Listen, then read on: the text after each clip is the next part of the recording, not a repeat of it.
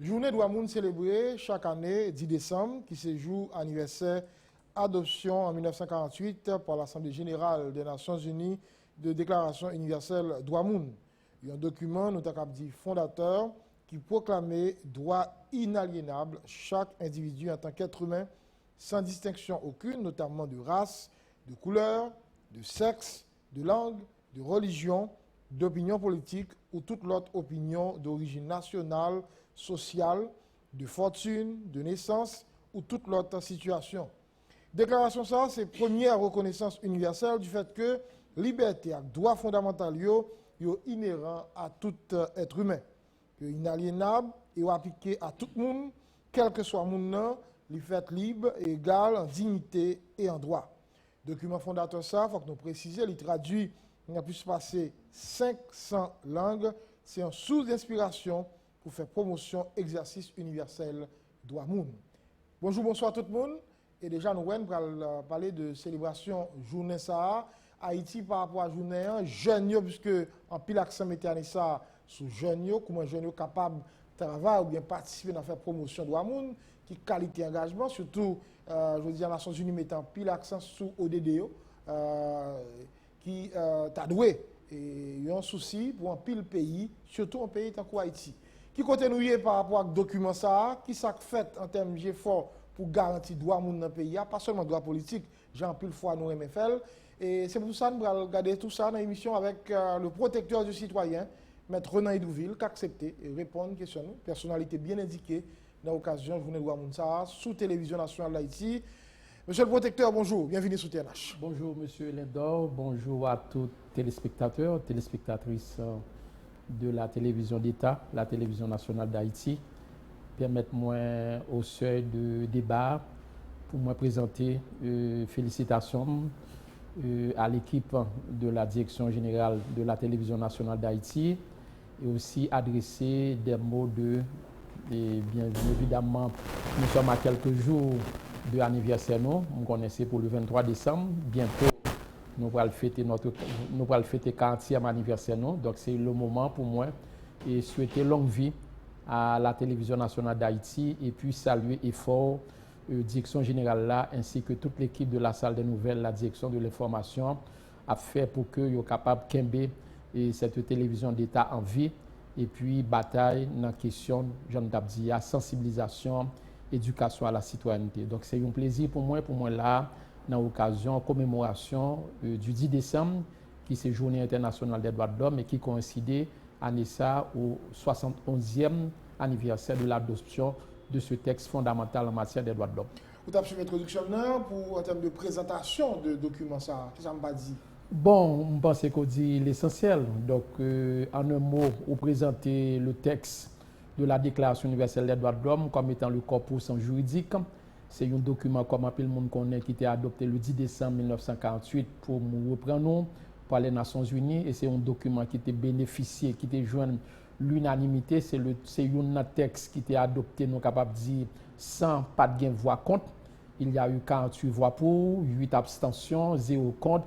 Et les pays qui se sont abstenus le jour du vote, eh bien, quelques années plus tard, ils ont été révisés et puis ont été adoptés document ça. Et j'en dis encore, la Déclaration universelle des droits de l'homme, sont documents qui jouent une large diffusion, couverture, les traduisant de différentes langues, dialectes, les distribués dans les commissariats, dans les prisons, dans les camps militaires, dans les universités, dans les écoles. Et 71 ans après, il était le texte de base, le texte fondamental en matière des droits de l'homme, bien évidemment avec des défis de taille. En substance, c'est un document qui présentait tout ça qui t'arrivait en termes de garantie pour respect droit moun comme moun. Certainement, dans l'occasion que, dans le moment que tu as adopté la Déclaration universelle des droits de l'homme, il faut nous rappeler pour certains téléspectateurs qui ont suivi l'émission, surtout les étudiants, eh bien, nous étions dans un contexte difficile. C'était tout de suite après la défaite de la SDN, c'était la mise sur pied de la création des Nations Unies, c'était après les 2 guerres mondiales. Eh bien, le monde était traversé par de graves crises en politique. Et à cette époque, eh bien, c'était surtout des problèmes d'ordre politique qui étaient posés. Et après que c'est peut-être ça qu'en dans la Déclaration universelle des droits de l'homme, ou après un large espace consacré surtout à des droits civils et politiques parce que le contexte moment demandé ça. Mais ceci n'empêche pas à ce que nous sommes capables de dire dans la Déclaration universelle des droits de l'homme, il y a aussi des textes qui ont un rapport avec les droits économiques, sociaux et culturels, notamment les articles 22, 23, 25, qui parlaient de droits au travail, qui parlaient de sécurité sociale, qui parlaient de droits à la santé. Et un peu plus tard, eh bien, au niveau des Nations Unies, il va adopter 2 textes qui vont renforcer la Déclaration universelle des droits de l'homme. C'est ça, les 2 pactes jumeaux, le pacte international relatif aux droits civils et politiques et le pacte international relatif aux droits économiques, sociaux et culturels. Ces 2 documents ont été adoptés comme vous connaissez en 1966 et qui étaient ratifiés en 1976. Maintenant, les Nations Unies pas arrêté là seulement, tenant compte de globalité en matière des droits de l'homme, ils viennent adopter des textes qui ont un rapport avec la protection du monde qui travaille, les travailleurs migrants, ils viennent adopter des textes qui ont un rapport avec le VIH-Sida, ils viennent adopter des textes qui ont un rapport avec les personnes handicapées, les personnes à mobilité réduite. Donc, bref, c'est une façon pour que les Nations Unies fassent comprendre à ces États membres que lorsqu'on parle de droits de l'homme, lorsqu'on parle de droits du monde, lorsqu'on parle de droits de la personne, il ne faut pas voir seulement les droits civils et politiques, mais les droits de l'homme, il faut prendre dans sa globalité, dans sa totalité. C'est une notion qui embrasse tous les principes, tous les prescrits qui ont un rapport avec ça, les dignités monde, bien-être monde, épanouissement monde. Ça veut dire c'est un document qui ne va jamais remettre en question par aucun pays? Non, non. Le texte de la Déclaration universelle des droits de l'homme n'a pas subi de modification de 48 jusqu'à date, mais cependant, il vient renforcé par différents textes, notamment les pactes, il est renforcé par les conventions qui sont adoptées au niveau des Nations Unies, il est renforcé par des conventions qui sont adoptées au niveau de l'Organisation internationale du travail.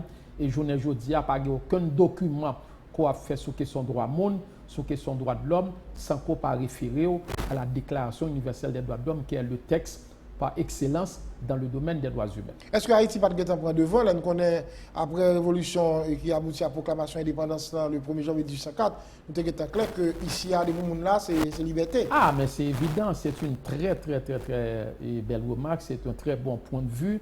Et là, sur façon pour nous capables de faire un petit coup de rétrospectif, certainement, on doit avoir ça dans le document que moi j'ai publié, dans le livre que j'ai publié à Nessa.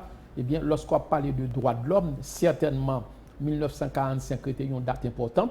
1948 était une date importante avec l'adoption de la Déclaration universelle des droits de l'homme. Mais Haïti a joué aussi un rôle fondamental dans la bataille question droits de l'homme à l'échelle internationale. 1804 était une date phare dans la question des droits de l'homme parce que les idées qui traversaient la révolution haïtienne de 1944, c'était des idées de liberté, c'est des idées d'égalité. Donc, dans bien des cas, nous sommes capables de dire que nous sommes censés en avance par rapport à certains instruments internationaux. Et si on quitte la Déclaration universelle des droits de l'homme, un petit moment pour nous prendre de façon générale, ou après même des textes à caractère social, même des textes sur question de protection de monde, et ou après que Haïti est un petit en avant. Par exemple, il y a un texte qui protège ces monde, c'est depuis ces textes 1989. La Convention relative aux droits de l'enfant, c'est 1959, la Déclaration sur les droits de l'enfant, mais déjà au cours des années 1930-1937, eh bien, Haïti était déjà adopté des textes, des lois qui protégeaient tout le monde. Donc, malheureusement, nous sommes capables de dire que nous faisons des bacs, mais historiquement parlant, nous sommes déjà devanciers certains mondes par rapport à le cadre juridique dans le domaine des droits de l'homme en Haïti. Alors, une contribution que nous ne pouvons pas négliger le pays d'Haïti. Bien sûr, et à travers notre ambassadeur qui malheureusement, qui est méconnu dans certains milieux, n'a parlé de Émile Saint-Lô parce qu'à chaque fois qu'on a parlé de 48, à chaque fois qu'on a parlé de Déclaration universelle des droits de l'homme, il faut qu'on cite ce personnage qui a fait honneur d'Haïti auprès des Nations Unies. Nous voulons parler de l'ambassadeur Émile Saint-Lô qui a joué un rôle fondamental, non seulement il a participé dans la rédaction de texte à côté de Mme Eleanor Roosevelt, à côté de René Cassin, mais il était aussi l'orateur, c'est lui-même qui a lu pour la première fois ce texte de 30 articles dans l'Assemblée des Nations Unies le 10 décembre 1948 à Paris. Pour parler de Eleanor Roosevelt, une phrase que nous ne pouvons pas négliger, et que je te dis, ça c'était le 27 mars 1958, à l'occasion du 10e anniversaire proclamation déclaration universelle droit monde. Non, il dit après tout côté droit monde il commence la caillou près la caillou et côté pipré là et côté pipitia côté peut-être pour ne pas qu'à ouais sous carte mondiale là. Si dans l'espace ça, le droit n'est pas respecté, il ne pas respecter aucun autre côté. Si nous chaque pas fait preuve du civisme nécessaire pour que le droit nous respecte l'entourage, nous, pas bien progrès à l'échelle mondiale. Eh bien là, Eleanor Roosevelt dit un bagage fondamental. Il mettait accent sur un principe que spécialiste en droit de l'homme nous dit, c'est le principe de la responsabilité partagée en matière des droits de l'homme, M. Lindor. Lorsqu'on a parlé de droits de l'homme, nous c'est tout un ensemble de droits, des droits civils, des droits politiques, liberté d'expression, liberté de la parole, la tolérance, les droits économiques, la santé, l'éducation, le logement, le respect d'autrui, le respect de la vie privée de l'autre. Eh bien, Eleanor Roosevelt faut connaître que question droits de l'homme, non, eh bien, certainement que l'État a une première responsabilité, mais chaque citoyen il doit être un défenseur des droits humains dans le côté que l'a vu. Donc, ce n'est pas content seulement pour dire que l'État viole les droits humains, certainement l'État viole les droits humains parfois au quotidien, pas seulement de dénoncer des atteintes, mais il faut regarder qui comportement qu'on gagne même par rapport au respect des droits de l'homme. Et respect des droits de l'homme, Jean-Léon Roosevelt a dit en 1958, dans le texte, eh bien, il a dit que les droits de l'homme, il est dans l'école, les droits de l'homme, il est dans l'entourage, il est sous quartier, les droits de l'homme, il est dans l'université, les droits de l'homme, il est dans l'usine, il est dans la ferme, il est dans le côté de travail. C'est par rapport à comportement qu'on gagne, eh bien, les sont capables de faciliter, contribuer à s'engager au respect ou à la jouissance des droits de l'homme. Donc, c'est la responsabilité partagée. Cela sous-entend l'État est le premier garant en matière des droits de l'homme, mais il n'y a pas que l'État, les citoyens et les citoyennes ont aussi leur part de responsabilité en matière de la protection des droits humains. Et c'est ce qui fait défaut, malheureusement, je ne dis en Haïti, quand aujourd'hui on a une intolérance à n'en plus finir, aujourd'hui on a une intolérance sur le plan politique, aujourd'hui on a une intolérance sur le plan social, aujourd'hui on a une intolérance sur le plan religieux. Donc, on ne peut pas gagner la diversité dans l'unité, on ne peut pas sentir que, par exemple, des gens comprennent que moins capable d'accord avec M. Lindor sur certains points, tout comme je ne dois pas d'accord avec lui, mais ça n'a pas demandé pour M. Lindor éliminer pour autant.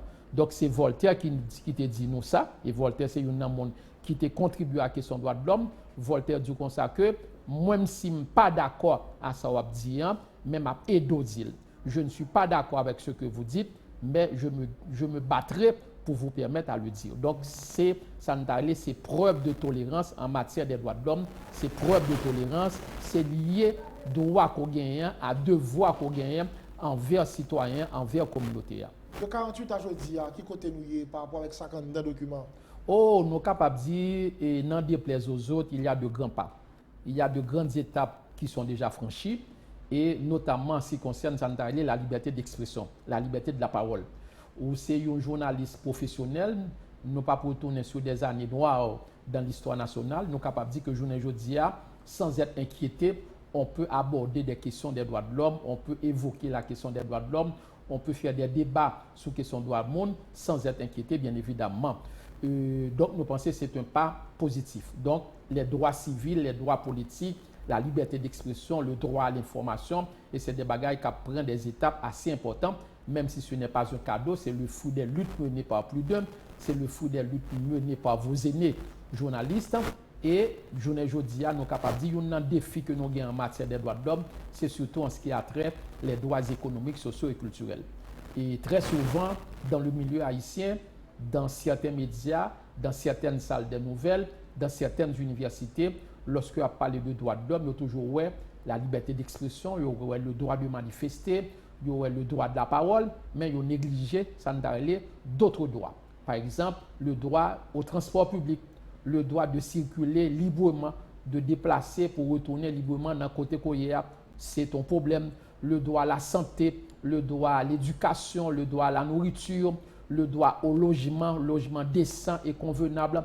Donc, je ne dis à nous pas vraiment avancer, tenant compte de précarité pays d'Haïti à vivre, je ne dis à. Donc, les conditions d'existence de catégories qui plus faibles viennent détériorer par rapport à la situation sociopolitique, mais santé, éducation, logement, nourriture, et électricité, l'eau potable, l'environnement, eh bien, c'est des questions aussi de droits de l'homme, transport public, transport maritime. Donc, c'est des bagages qui sont assez importants parce que droits humains, c'est dignité avant tout, c'est valeurs humaines, c'est bien-être, c'est jouissance de conditions de vie d'existence de plus d'un. Donc, en clair, 71 ans après, nous sommes capables de dire qu'il y a des étapes qui ont été franchies. Donc, nous faisons un pile effort dans la question de droit monde, mais encore, il y a des défis à relever, il y a des obstacles à surmonter, parce que la question de droit de l'homme, nous ne sommes pas jamais capables de parler de lui. D'ailleurs, Déclaration universelle des droits de l'homme, même dit ça, c'est un idéal à atteindre. Là, nous parlons pas ici, mais pour rester là, regardez ça qu'a régler aujourd'hui. Bon, pour rester c'est de même. Pas un pays actuellement dans le monde, M. Lindor, nous sommes capables de dire que les droits de l'homme respectés à 100%. Parce que d'ailleurs, ça ne peut jamais arriver. Et spécialistes en droits de l'homme, ils ont toujours dit, surtout spécialistes en droits humains, ils ont toujours dit que la bataille des droits de l'homme, elle n'est jamais gagnée de manière définitive. Une vigilance constante s'impose. Qu'on prend les pays industrialisés ou bien les pays riches, les pays du Nord, et bien même si on n'a pas des problèmes de nourriture, même si pas des problèmes de santé, ou capable de des problèmes de nationalité. Ou capable de situation par exemple apatride entre guillemets, ou capable de situation des sans-papiers, ou capable de des problèmes de sécurité sociale pour des gens qui pas de résidence. Donc un peu partout à travers tous les continents, eh bien nous capables de dire des étapes, il y a un pays qui est beaucoup plus avancé par rapport à la question des droits de l'homme, il y a un pays qui fait plus retard par rapport à la question des droits de l'homme, mais à l'échelle mondiale, à l'échelle internationale, c'est toute la communauté qui doit s'arranger pour former un bloc, et bien pour que soient capable de faire question de monde avancer. Et je dis à Nations Unies bien comprendre ça, dit quoi que un secteur vital qui est capable de faire question de monde avancer, c'est la jeunesse. Parfait. Et c'est d'ailleurs pour peut-être ça que Anissa, commémoration 71e anniversaire Déclaration universelle des droits de l'homme, l'Ichita autour du thème jeunesse debout pour le respect des droits de l'homme, pour la protection des droits de l'homme. Vous parlez de regarder tout ça et Maître Douville, mais bien avant, le regard des richesses monde là, je le partage, vous avez comme l'impression, puis il faut que pas gagner, et quand il classe pour nous qui va se gagner toute richesse monde là, et je dis à nous remarquer, gagner en tendance pour que nous ne soyons pas gagnants, dit au même tout là, il faut que vous pensez avec eux. Évidemment, parce que comprendre très bien, nous toujours dit que la question des droits de l'homme non sont bagages qui concret, mais il y a un pile bagages qui est capable d'entraver, nous capable de dire épanouissement ou bien jouissance ou bien l'exercice des droits humains, notamment les droits économiques, sociaux et culturels qui sont fondamentaux. Ça que nous appelons les DES, santé, éducation, logement, nourriture, travail décent. Eh bien, il y a un bagage qui est capable d'entraver jouissance, exercice, droit ça, eh bien, nous sommes capables de dire que c'est la mauvaise répartition des richesses. Lorsque, par exemple, on est dans une société où on présente un véritable contraste, où on a un luxe insolent, et puis où on a une pauvreté extrême. Donc, ça, c'est une entrave à la jouissance, à l'exercice des droits humains. Une deuxième entrave qui entrave pour la question de droits monde, eh bien, c'est ça, le phénomène de la corruption. Dans toute société, quand il y a une corruption, il y a un détournement de fonds, il y a un vol, eh bien, droit de l'homme pas capable d'exercer. Et c'est ça qui fait que, journée aujourd'hui, en pile monde, en pile organisation de droits humains, en pile institution de droits humains, nous-mêmes tout au niveau de l'OPC, nous croyons qu'il faut mener un combat contre la corruption si nous voulons exercer les droits humains. Dans le concours de textes que nous avons organisé l'année dernière, et côté que nous avons fait remise de prière le 6 décembre, eh bien, nous avons bâillé un sujet pour étudiants, pour écoliers sur la corruption. Comment un écolier ou bien comment un jeune est capable de contribuer à la lutte contre la corruption, parce que la corruption, eh bien, nous sommes capables de dire que c'est un obstacle à l'épanouissement ou bien à la jouissance des droits de l'homme. Donc, il y a la mauvaise répartition de la richesse, ou bien la corruption, et puis il y a l'autre morceau qui est fondamental, qui empêche les droits de l'homme d'avancer, c'est ça, l'impunité. Phénomène d'impunité, quel que soit côté que le établi, eh bien, il n'est pas capable de faire avancer les droits de l'homme. Parce que lorsque il y a des crimes qui commettent et qui étaient impunis, soit des crimes de sang ou bien des crimes financiers, eh bien, ils empêcher le respect de droits avancer. Donc, cela veut dire que les autorités étatiques ont un intérêt pour mener un combat, non seulement en faveur d'une bonne répartition de la richesse, non seulement contre la corruption, mais aussi contre le phénomène de l'impunité. Là, nous regardons ça dans le document, Maître Douville, est-ce que nous sommes capables de dire, nous plus près ou bien nous plus loin par rapport avec le respect de droits aujourd'hui, tenant compte de ça qu'a fait, de réalité économique, sociale, politique? Bon, moi, pas poser comme si je disais, Jean, dit vers la moitié vide ou bien à moitié rempli.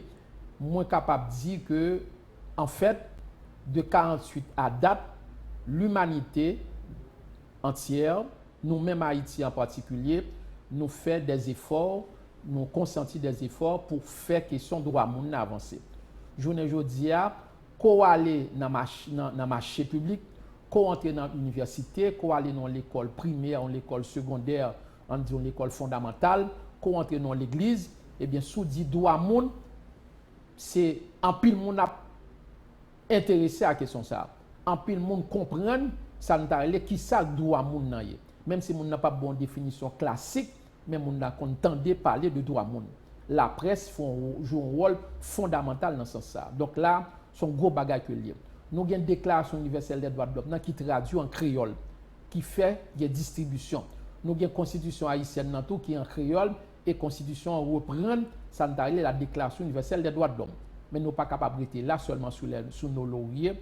Il faut que nous gourmets pour tous les articles en dans la déclaration universelle des droits de l'homme, les 30 articles capables de respecter.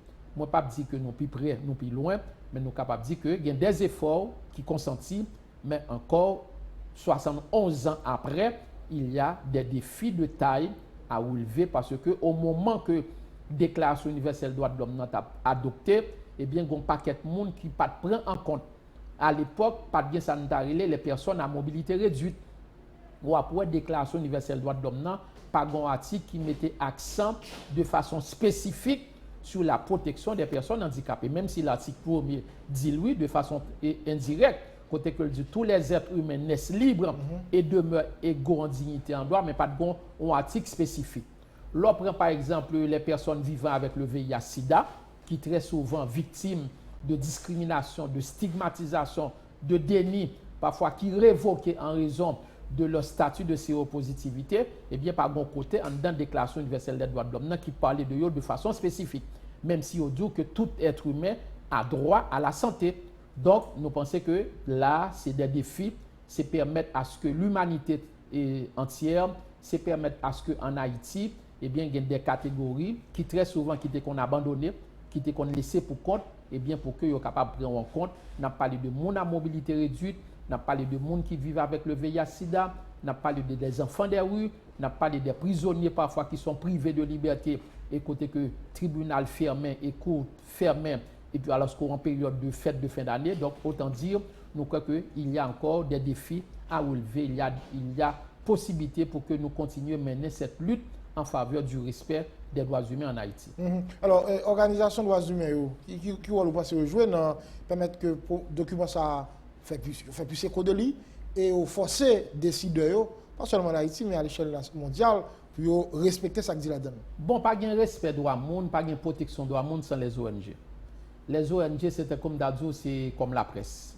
Pas de démocratie sans la presse, pas de démocratie sans nous-mêmes en tant que journaliste. Parce que c'est eux-mêmes qui là comme on a dit thermomètre, c'est eux-mêmes qui pour chercher information pour la réalité à Jean Lia.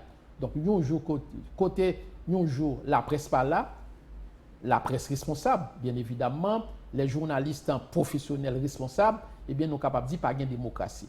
Et c'est de même également pour un état de droit ou bien pour la protection des droits de l'homme. Les ONG des droits de l'homme, les défenseurs des droits humains ont un rôle tout à fait fondamental à jouer en matière de promotion, en matière de sensibilisation, en matière de défense, de dénonciation dans le domaine des droits humains. Et c'est peut-être ça que l'État lui-même a pour devoir pour lui accompagner les ONG des droits de l'homme, accompagner les militants des droits de l'homme pour continuer à faire travail. Nous-mêmes, en tant qu'institution étatique, nous ne sommes pas une ONG des droits de l'homme, certes, nous sommes une institution étatique qui a un statut indépendant. Nous travaillons de concert avec les ONG des droits humains. Nous travaillons de concert aussi avec les journalistes que nous connaissons qui sont secteurs clés. Tout récemment, nous avons mis sous pied en 2019 un réseau de journalistes qui sensibilisent sur la question des droits humains. Nous avons un réseau de journalistes pour la question de la santé. Nous avons un réseau de journalistes pour les questions économiques. Mais pour nous avons un réseau de journalistes pour les questions des droits humains.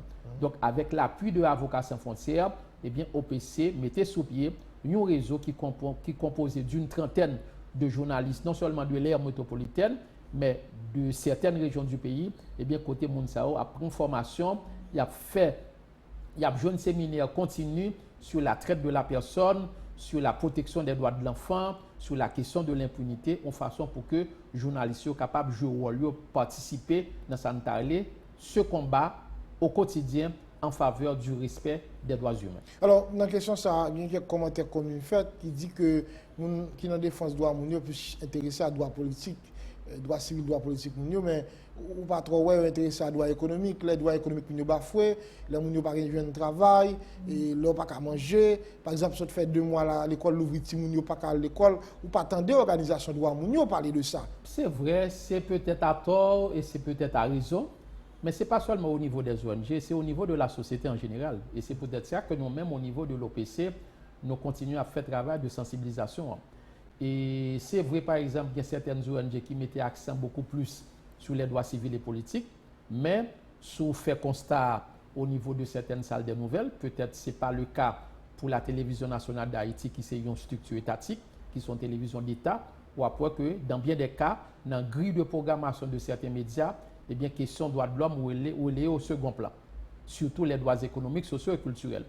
Qu'on prend par exemple certaines salles de nouvelles, s'il y a un cas d'arrestation de quelqu'un qui a été interpellé par la police au cours d'une manifestation, ou bien on l'autre fait, côté d'une trentaine de femmes de Madame Sarah qui mourent sur route Nord, qui mourent sur route Jacques Mel, ou bien qui sont morts sur route Okaï, ou après que arrestation et leader politique là, ou bien interpellation leader politique là, en premier rang, tandis que situation Madame Sarah qui mourir, ou bien doit avoir que accorder quelques secondes à lui-même. Donc c'est parce que dans tête pas nous en Haïti et pas seulement en Haïti, dans d'autres pays, à chaque fois que vous parlez de droits de l'homme, il y a une tendance surtout à ouais les droits civils et politiques. Mais il n'y a pas que les droits civils et politiques. Les droits civils et politiques sont importants, certes, mais il y a un droit économique, il y a un droit social, il y a un droit culturel, qui sont aussi des droits fondamentaux de la personne humaine. Par exemple, on prend le cas d'un artiste qui finit de publier une œuvre. Et puis, eh bien, œuvre ça, et des individus piratent. C'est un problème de droits humains. Et c'est peut-être ça qu'il y a un bureau haïtien droit d'auteur. Haïtien droit d'auteur. Qu'on prend par exemple Madame Sarah, que nous sommes pris exemple tout à l'heure. Qu'on prend un monde qui fait 30 ans, 40 ans, qui travaille dans l'État, ou bien qui travaille dans le secteur privé, et puis après un certain temps, il est abandonné à lui-même, il est sur le pavé. Eh bien, c'est un problème de sécurité sociale. La sécurité sociale, c'est un problème de droits humains. Donc, nous croyons que sensibilisation, il faut le continuer à tous les niveaux. Il faut le continuer au niveau des universités, il faut le continuer au niveau des écoles, il faut le continuer au niveau de la presse parlée, écrite, télévisée, les médias en ligne. Il faut le continuer également au niveau des ONG pour que la population, eh bien, tout le monde dans la population connaît que lorsqu'on parle de droits monde, ce n'est pas seulement les droits civils et politiques, mais c'est aussi les droits économiques, sociaux et culturels. Et lorsqu'on parle de droits de l'homme en général, eh bien, il faut voir les droits que possède un individu, on doit qu'on est capable de jouer, qu'on est capable d'exercer, mais en même temps, il faut penser à l'autre monde parce que un principe en droit qui dit droit ou fini côté que droit l'autre a commencé. C'est-à-dire, ou bien devoir envers monde, ou bien devoir envers la communauté, faut gagner, faut le chita sur la tolérance, faut le chita sur le respect d'autrui, faut le chita sur le respect de la dignité humaine, faut le chita sur le respect de la vie privée de tout le monde. C'est toute bagage ça qui en dans paquet ça les droits de l'homme et spécialistes toujours qui a tendance pour dire eh bien les droits humains ce sont des droits indivisibles, indissociables, intimement liés et qui sont solidaires les uns aux autres. Question environnement vient entrer dans la bataille là avec le phénomène de réchauffement climatique là, je veux dire un pile effort et qu'a fait pour permettre que l'État ait des moyens pour arriver à faire combat ça au niveau des droits humains et qui sont capables de comprendre. Il fait partie de troisième catégorie de droits de l'homme. Il y a 4 catégories jusqu'à 7 minutes que les spécialistes ont présenté quand on parle de droits de l'homme, où les droits civils et politiques, c'est-à-dire droit à la nationalité, liberté d'expression, la parole, le droit à l'information et la liberté de circuler, eh bien, c'est des droits civils et politiques. Le droit de prendre part aux affaires politiques dans le pays, le droit de se porter candidat, le droit de voter pour un candidat, eh bien, c'est des droits civils et politiques. C'est un premier tableau. Le deuxième tableau, c'est les droits économiques, sociaux et culturels. Notez parler de lui, de santé, d'éducation, de logement, de nourriture, de sécurité sociale. Eh bien, c'est des droits que vous considérez comme étant des droits de la deuxième catégorie bien de la deuxième génération, mais une troisième catégorie tout qui est en rapport surtout avec l'environnement, qui est en rapport avec la solidarité entre les peuples, qui est en rapport avec l'autodétermination, eh bien, il classé qui est en rapport avec la paix également, la paix durable, eh bien, que vous mettez comme étant troisième catégorie. Et enfin, une quatrième catégorie malheureusement qui est très négligée, surtout en Haïti, côté que nous pas joué véritablement, eh bien, c'est des droits qui sont liés à Sandarele, les NTIC, les nouvelles technologies de l'information, c'est-à-dire accès à la santé, accès à l'Internet, possibilité que pour tout le monde, tout le monde, tout élève l'école, tout étudiant, que la vive Port-au-Prince, que la vive en dehors Port-de-Paix, que la vive très loin dans la section rurale Port-de-Paix, que la vive dans la section rurale au Caire ou bien dans le Nord, eh bien, Mounsa a supposé avoir accès à l'Internet pour faire recherche scientifique, pour aller sur les sites, eh bien, c'est un droit fondamental que vous classez comme étant le droit de la quatrième catégorie. Cependant, tous les quatre, ils ont formé un paquet, un ensemble, et c'est ça que fait, ils dit c'est des droits qui sont indivisibles. Je ne suis pas capable de prendre une et puis pour me négliger l'autre là. Je ne suis pas capable de donner une importance alors que je ne pas l'autre importance. Tous les droits humains ont la même valeur, ont la même importance, et c'est peut-être ça que ils ont estimé qu'il faut que l'État, dans la politique publique, eh bien, il mettait accent sur la globalité des droits humains en général. Anessa, accent mettait sur jeunes, jamais trop jeunes pour changer le monde, jeunes qui ont une certaine implication, ont une contribution certaine sur le capable porter non et pour faire promotion droit monde, pour qui ça c'est jeunes Anessa qui rôle jeunes haïtiens capable de jouer, non permettre promotion ça arrive faite. C'est ça nous allons regarder dans la deuxième partie émission avec invité nous matin maître Renan Edouville, protecteur citoyen et citoyenne. C'est avec lui qu'on a fait échange ça dans l'occasion journée droit mondial 10 décembre 71 années après qui côté nié, qui ça fait en termes de progrès, qui ça tout créé pour faire, c'est qui ça défi capable pour l'année cap venir là. N'a pas propose là et n'a retourner tout de suite après pour deuxième tranche émission mise au point matin.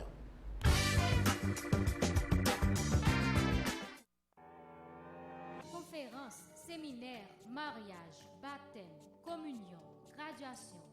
Seven Stars Hotel, l'espace idéal pour tous les heureuses occasions.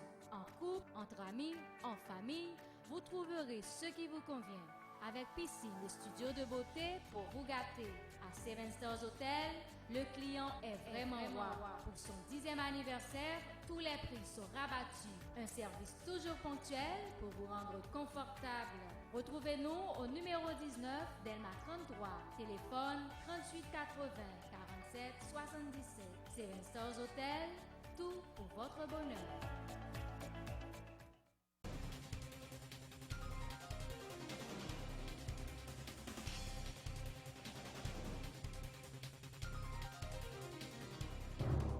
La nouvelle à l'effet d'une bombe, 50 étudiants sautent fait stage aux États-Unis et retournent contents. Bon Samaritain International School of Nursing vous dit merci à vous parents qui lui avez confié vos enfants pour ce stage ô combien important. Miami-Dade College Medical Center était heureux d'accueillir nos étudiants, anciennes infirmières, auxiliaires infirmières, technologie médicale sur son campus, à travers les différentes salles de travail, véritable champ d'expérience et de recherche. Jackson Memorial Hospital Nursing Lab, le temps de passer d'une salle à une autre, d'une expérience à une autre.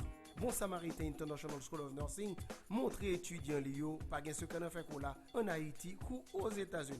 Bon Samaritain International School of Nursing, reconnu par le ministère de la Santé publique et de l'Éducation nationale, vous permet d'élargir l'espace de vos tentes. Il ne s'agit pas seulement de ces deux locaux à Tabar et à Delma, ces salles spacieuses, aérées et équipées. Son laboratoire, on dirait un vrai hôpital, mais aussi les stages sur le terrain plus près de nous à Healthcare Center de Miami. Inscrivez-vous aujourd'hui à nos deux adresses, Tabar 25 rue Au-Lucien numéro 26, Delma 41 rue Fernand Boudière numéro 4. Il existe aussi le département professionnel, l'école normale de jardinière d'enfants, la comptabilité, technique bancaire, l'informatique, bureautique, réceptionniste de bureau, le secrétariat bilingue, la communication, animation, radio-télé, la cosmétologie. Venez vous inscrire dès maintenant ou téléphonez au 36 95 20 42, 22 27 82 54, 28 11 32 24. Faites vite, on se bouscule à l'entrée. Bon Samaritain International School of Nursing, un passeport pour l'avenir, un visa multiple vers un métier qui en vaut la peine. Mission Bon Samaritan International School of Nursing Boombagay.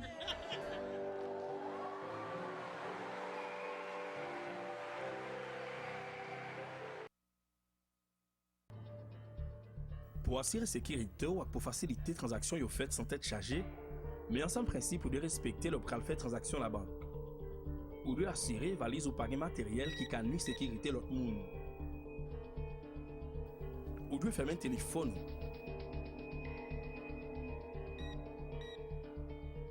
Casquette à clinette, c'est quelques instrument qui est interdit en banque. Ou de remettre zamou, nan tiwa qui la pour ça, à qui on pièce identité.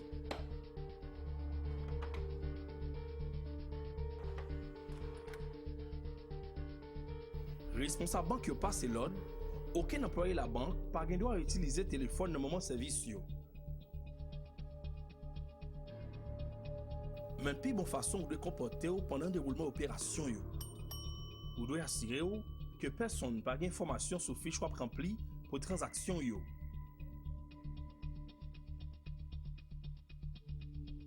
Personne pas doit chercher qu'on ait information sur transaction l'autre a fait. En d'abord yo, ou pas autorisé utiliser téléphone ni pour parler, ni pour texte.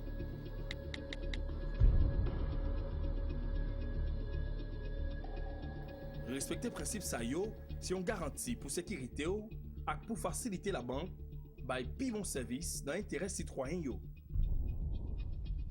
Message ça, rentrer dans le cadre de travail, Commission Justice, Sécurité et Défense Nationale, Sénat République là, dans tête collée à Télévision Nationale d'Haïti.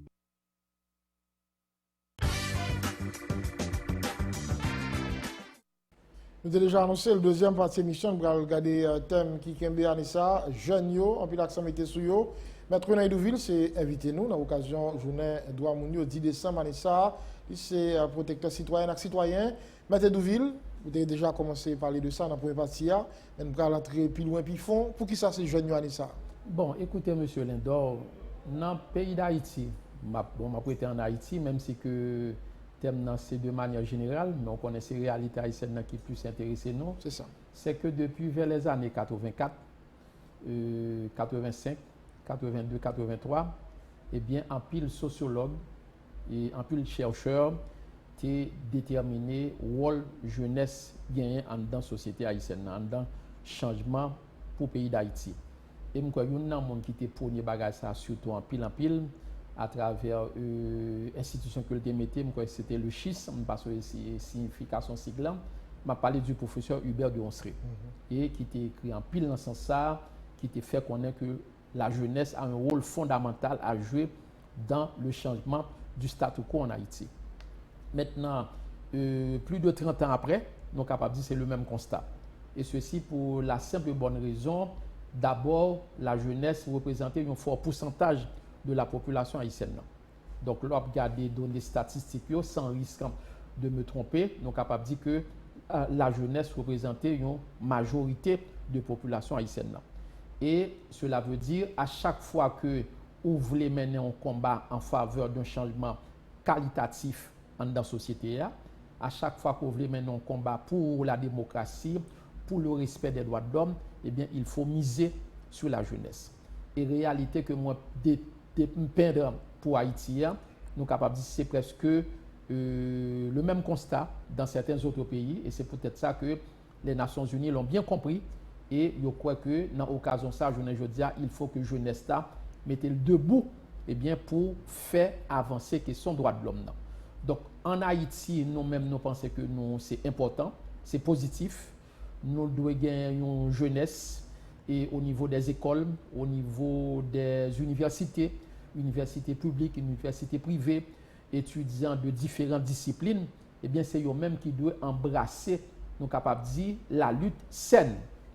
Je mets l'accent. La lutte saine contre la corruption, contre la discrimination, contre l'exclusion, et jeunesse pas doit laisser mener, ok? Jeunesse pas doit laisser manipuler, ok? Les jeunes ne doivent pas se laisser manipuler par d'autres. Donc c'est jeunesse qui doit tout au début de combat, c'est l'idée qui doit mener un combat contre la corruption, un combat contre la discrimination, un combat contre l'exclusion sociale, un combat pour le respect des droits de l'homme parce que il est clair, journée aujourd'hui, soit parler de droits de l'homme, soit parler de droits monde, nous avons fait référence à texte Madame Eleanor Roosevelt là, qui dit que respect droit monde, il commence dans l'entourage, il commence dans l'université, il commence dans l'école, il commence au travail. Et si chaque jour, chaque monde pas fait preuve de civisme nécessaire, eh bien pour que le respect droit monde ça respecté, eh bien pas capable de progrès à l'échelle internationale. Donc nous croyons que journée aujourd'hui nous-mêmes, et c'est ça qui fait que nous priorisons la jeunesse. Nous gagnons près de 3 ans depuis que nous avons organisé un concours de textes, de reportages destinés à des étudiants, à des journalistes, à des écoliers. Pour la première édition qui était faite en 2017, nous avons gagné 10 lauréats. Pour la deuxième édition que nous avons fait en 2018, nous avons gagné 13 lauréats. Ça fait au total de 23. Et pour l'année 2019, là, nous passons de 23 à plus que 15 parce que nous avons 15 lauréats. Donc ça fait déjà un nombre qui a augmenté et jeunes SAO nous considérons comme de jeunes ambassadeurs, comme de jeunes protecteurs, de jeunes protectrices. Ils ont même mis sur pied un club de jeunes protecteurs côté que ont décidé de faire des séminaires, organiser des tables rondes dans le quartier, organiser des séminaires dans l'école, organiser des séminaires dans l'université qui ont sorti et pas seulement l'université qui est dans Port-au-Prince. D'ailleurs, le premier lauréat, le lauréat des lauréats de notre concours, eh bien, il est sorti dans l'université Limonade et ce n'est pas un monde qui a étudié droit, c'est un monde qui a étudié médecine, c'est une façon pour montrer au côté que nous prenons droit de l'homme non seulement dans sa globalité, donc ce n'est pas seulement le droit pur, mais la santé, l'étude en médecine, l'étude médicale, sciences médicales, c'est aussi un volet de droit de l'homme. Et nous croyons que ces étudiants, ces jeunes, ces écoliers, ces monde qui sont dans le groupe de base, eh bien, qui doivent d'abord, par devant de la scène, dans la lutte que nous voulons mener en Haïti contre la corruption, contre l'impunité, contre l'injustice, contre l'exclusion, sans que les jeunes prennent précaution pour ne pas laisser mener par des mondes parfois qui ont des objectifs inavoués et inavouables. En raison de l'âge, les jeunes sont souvent marginalisés et ont rencontré Maître Douville en pile difficulté pour être capable de disposer de droits et faire valoir droits. Là, je dis qu'ils sont contents de fait pour aider à défendre droits, mais tout, la possibilité pour qu'on droits. Bon, d'abord, il faut que les jeunes aient chassé, brisé, sandalé les barrières de la timidité. Il faut que les jeunes soient convaincants, il faut que les croient dans tête, il faut que les étudient, parce que la compétence, c'est important. On vivre dans une société côté que pas faire cadeau. Donc c'est pour pas faire cadeau, eh bien faut avoir compétence, faut avoir qualification. Donc il faut que jeunes dans lui-même briser les barrières de la timidité, mais nous croyons tout, il faut que en pile l'autre monde qui croit dans la jeunesse ou bien qui voulait accompagner jeunesse permettre que jeunesse gourmet tout contre cette forme de géontocratie qui existait dans la société haïtienne. Et je n'ai pas besoin de vous l'apprendre, M. Lindor, parce que je connais que vous avez plus d'une vingtaine d'années, ou bien près d'une vingtaine d'années dans le métier. On prend par exemple le métier de journaliste dans certains médias. Et bien parfois, on voit des aînés qui ont toujours tendance à barrer la route à ceux qui font leur première arme dans la carrière. Il y a un journaliste senior qui te dit ça. Eh bien, en dedans, prestant, parfois, il y a une injustice criante. Okay? Donc, on voit que l'ENEA, il y a un monde qui fait sortir dans l'école de communication, dans l'école de journalisme, les l'entrée pour le faire un stage en dans salle de nouvelles, eh bien, ce n'est pas facile pour les jeunes aînés encadrer, supporter. Dans l'administration publique, c'est de même. Par exemple, lorsque une université, une faculté, voyez un jeune venir faire un stage dans l'administration publique, une fois que le jeune est rentré, eh bien, le monde qui est déjà là, pour lui-même, il pense que le jeune est venu pour nous remplacer plastique. Donc, nous pensons que c'est des problèmes, c'est des défis qui sont dans la société.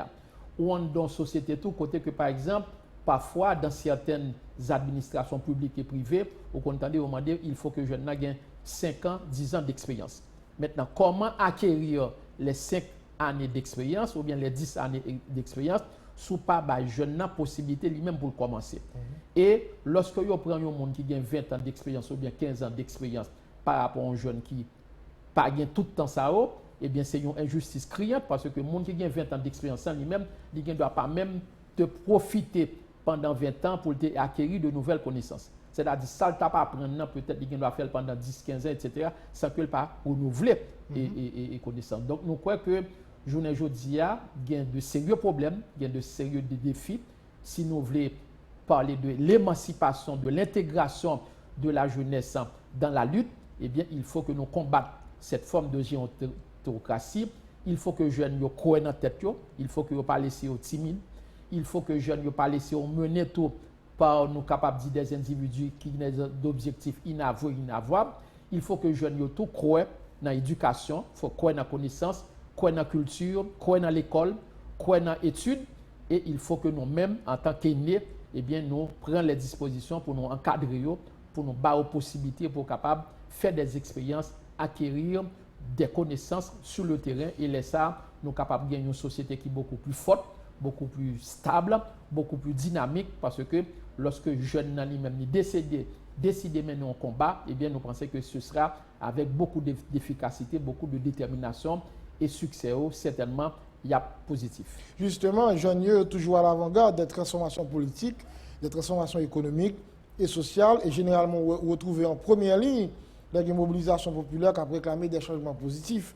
Jeunes sont capables de jouer un rôle crucial et pour des changements positifs, mais c'est comment on arrive à encadrer pour que ils jouent un rôle ça et tout le monde dans la société, surtout dans le pays tant qu'Haïti. Bon, il faut y croire dans la tête, et là, nous pensons que la participation est très importante. Il faut que nous tout parler, c'est que le manipuler, parce que comprendre très bien, M. Lindor, nous avons fait un petit coup de rapidement dans la littérature haïtienne. Nous songeons au roman que Frédéric Mastin a écrit, et Thémistocle qui est parmi nous la Bastère. Eh bien, côté que par exemple, Thémistocle a mené un combat politique avec un leader politique. Et puis maintenant, le leader politique a toujours dit Thémistocle, écoutez, nous allons changer, on va faire la réforme, etc. Mais une fois que le monté au pouvoir, eh bien, Thémistocle lui-même qui était un jeune, qui était croyant dans le progrès, dans la démocratie, il a demandé et leader politique, mais le changement qu'on a parlé, qui a commencé. Et puis, le leader là de répondre à Thémistocle, mais qui sauve encore, changement c'était moi-même, parce que je suis sous pouvoir. Et dans l'histoire nationale, dans l'histoire haïtienne, dans l'histoire récente d'Haïti, n'a pas que très souvent, et bien parfois des jeunes qui ont porté tant dans là, qui ont devant la scène, et bien mener des luttes qui ont quoi là-dedans pour la démocratie, pour l'état de droit, et bien parfois ils ont laissé au mener et demain matin, et bien jeunes ça allait abandonner lui-même. Donc nous-mêmes en tant qu'aînés, nous pensons que c'est notre devoir d'attirer l'attention des jeunes d'Haïti, et bien pour que ils pas trop timides, pour que ils pas croient facilement dans les beaux discours, dans les belles déclarations, dans les belles promesses que un peu le monde qu'on fait, mais d'abord il faut que yo croient dans tête yo, il faut que yo croient dans connaissance yo, il faut que yo pas faire connaissance yo, parce que yo quitter le pays d'Haïti, que yo rester en Haïti, et bien connaissance sont bagage qui déterminant monsieur Lindor, et nous-mêmes nous comptons fournir des jeunes gourmets contre cette forme de gérontocratie qui en dans pays depuis plusieurs décennies, côté où pas de chance à jeunesse pour intégrer, nous capables de dire, les sphères de décision et permettre de faire des expériences dans l'administration publique, dans l'administration privée. Maintenant, il faut qu'il y ait une cohabitation entre Grand Mounio et jeunes, même si on a des musiques à l'innocence, Grand Mounio échoué, jeunes déjoué. C'est comme Dakabdou, chaque génération a foutu sur l'autre. Non, il faut que gagne un mariage, il faut que gagne une relation très serrée et très cordiale entre la nouvelle génération, ça me dit les jeunes, et l'ancienne génération, parce que les jeunes eux-mêmes, il faut qu'ils apprennent tout, il faut qu'ils tendent et grandir et tendent l'expérience, permettre de partager l'expérience avec eux, faire le bilan, faire analyse pour qui ça que par exemple tel bagage pas fait, tel bagage est fait, c'est-à-dire voir le côté positif, le côté négatif des choses. Donc nous pas croire que tu as supposé gagner un bing bang, un bif entre les jeunes et les anciens, les adultes, les personnes âgées. Nous croyons que toute société qui veut avancer toujours fait possibilité à ce qu'il y ait une relation cordiale qui est développée entre les jeunes qui représentent le moteur, la force motrice de société et les anciens eux-mêmes qui sont là pour partager des expériences positives à jeunes pour l'avenir de société. Jeunes tout a souhaité acteurs autant des voix et associés à la prise de décision parce que de toute manière c'est au cas venir décision qu'a pris aujourd'hui après le effet sous demain. Bien sûr, donc là tout ça que nous avons dit là ce sont des idées, Maintenant, pour qu'on passe de idée à concrétisation, il faut que une politique publique qui prend en compte la jeunesse. Il faut que une politique publique qui prend en compte la jeunesse dans une perspective du respect des droits de l'homme, de la démocratie. Et politique publique, là, il passe au plus haut niveau à travers les trois pouvoirs. Le pouvoir exécutif, le pouvoir législatif qui a lui-même pour faire des lois, qui pour adopter des textes de loi, qui pour légiférer en faveur de la protection de la jeunesse. Le pouvoir judiciaire également qui pour lui-même garder si la loi qui est en vigueur est-ce que adapté à la jeunesse. Donc bref, c'est pour un bagage qu'on est capable de dire qu'on est capable de faire d'un moment à l'autre, d'un jour à demain matin, mais sans une politique publique qui chita sur la prise en compte, l'intégration de la jeunesse, eh bien, nous ne sommes pas capables d'un changement dans la société. Et les Nations Unies très claires sur ça. Et c'est peut-être ça que le dit que pour le 71e anniversaire de la commémoration de la Déclaration universelle des droits de l'homme, jeunesse debout pour la protection des droits de l'homme. Nous sommes capables de dire dans le créole, eh bien, on demande des jeunes pour eux debout, étudiants, écoliers, élèves, étudiants, professionnels, moun kap travail journée jodia, étudiants qui sont dans le chômage, en nous mettant nous debout, eh bien, pour nous faire avancer protection droit monde, en nous gourmet contre la corruption, contre la discrimination, contre l'exclusion sociale, en nous gourmet pour le progrès, pour la stabilité, pour la tolérance, sans nous pas laisser manipuler. Jamais trop jeune pour changer le monde. Jamais trop jeune pour changer le monde. Parfait. Alors là, je dis à nous, une société qui est très polarisée, son contexte politique assez difficile, et c'est dans ce moment ça qu'on a marqué Journée Droit Mounio. Oui, et là, nous sommes capables de dire, dans l'occasion 71e anniversaire de la Déclaration universelle des droits de l'homme, qui coïncidait à ce 10 décembre, qui c'est Journée internationale des droits de l'homme, nous sommes capables de dire que le moment n'est pas à la fête. Le moment n'est pas à la fête, nous ne sommes pas capables de dire que nous allons célébrer, ou bien on est en train de célébrer la Journée internationale des droits de l'homme, parce que le moment n'est pas à la fête. Le tableau dit censé sombre. Qu'on prend la liberté individuelle, il y a un pile monde journée aujourd'hui à M. Lindor, eh bien, qui privé de liberté et qui pourra le passer éventuellement fête de fin d'année dans les cachots parce que le tribunal pas prononcé sous caillou. Il y a des gens qui ont des ordres de libération qui jusqu'à présent qui étaient en prison. Donc nous ne sommes pas capables de parler de célébration de la Journée internationale des droits de l'homme. Nous ne sommes pas capables d'oublier tout le monde en septembre, en octobre, qui étaient maltraités, frappés par des individus armés, parce que tout le monde a décidé tout simplement, décidé d'aller à l'école. Ils ont pris un chemin de l'école. Okay? Sac l'école, ils ont saisi, livre ils ont saisi, boîte à lunch ils ont saisi, et ils ont calé avec fouet. Nous pensons que c'est des bagages qui graves, surtout que tout récemment, nous sommes commémorés le 30e anniversaire de la Convention relative aux droits de l'enfant.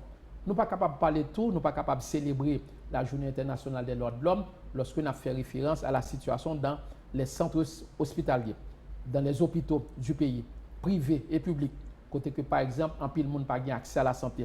Nous ne sommes pas capables de parler de tout, célébrer la Journée internationale des droits de l'homme lorsque nous connaissons que journée aujourd'hui, près de 80 ou bien 90% du monde qui travaille, eh bien, il y a un salaire qui ne peut pas permettre de répondre à les besoins de base, les besoins primaires en termes d'alimentation au quotidien, en termes de santé, en termes de logement, pour eux-mêmes et pour même famille. Donc, nous croyons que aujourd'hui, il y a de sérieux défis et des défis de taille en matière des droits de l'homme. On ne peut pas célébrer, on peut commémorer.